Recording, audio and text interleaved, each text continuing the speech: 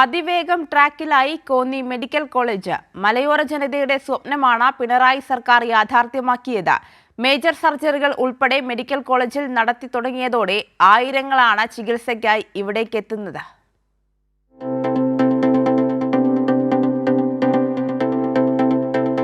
Konni medical college യാഥാർത്ഥ്യമാക്കില്ലെന്ന് പലരും കരുതി.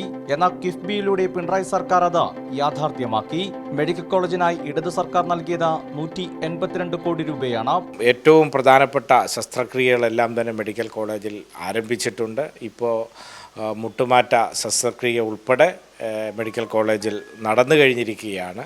മലയോര നാടിന് അഭിമാനമായി വളരെ വേഗത്തിലുള്ള ഒരു കുതിപ്പാണ് കോന്നി മെഡിക്കൽ കോളേജിന് ഇപ്പോൾ ഉണ്ടായിക്കൊണ്ടിരിക്കുന്നത്. വിദഗ്ധ ഡോക്ടർമാരുടെ സേവനം തന്നെയാണ് കോന്നി മെഡിക്കൽ കോളേജിലും ലഭ്യമാകുന്നത്. ഒട്ടുമിക്ക ഡോക്ടർമാരും 10-20 വർഷത്തോളം മറ്റുള്ള മെഡിക്കൽ കോളേജിൽ സേവനമനുസരിച്ച് ഇങ്ങോട്ട് ട്രാൻസ്ഫർ ആയി വന്നവരാണ്. ചികിത്സയ്ക്കായി എത്തുന്നവരും മെഡിക്കൽ കോളേജിന്റെ പ്രവർത്തനത്തിൽ സംതൃപ്തരാണ്. ഡോക്ടർമാരുടെ നല്ല പരിഗണന, ഒരു നല്ല ചികിത്സയൊക്കെ ചെയ്യുന്നു. 2019 ഉപതെരഞ്ഞെടുപ്പിലാണ് കോന്നിയിൽ വീണ്ടും ചെങ്കൊടി പാറിയത്. ഇതോടെയാണ് മെഡിക്കൽ കോളേജ് യാഥാർത്ഥ്യമാകുന്നതിനുള്ള നടപടികൾക്ക് വേഗത കൈവരിച്ചത്. ആരോഗ്യവകുപ്പ് മന്ത്രി വീണ ജോർജ് നേതൃത്വവും മെഡിക്കൽ കോളേജിന്റെ വികസന കുതിപ്പിൽ നിർണായകമായി.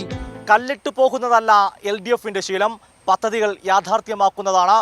അതിന് ഉത്തമ ഉദാഹരണമാണ് Konni medical college. Cameraman Akhilesh കുടുംബനൊപ്പം സുജു ടി ബാബു, കൈരളി ന്യൂസ്, പത്തനംതിട്ട.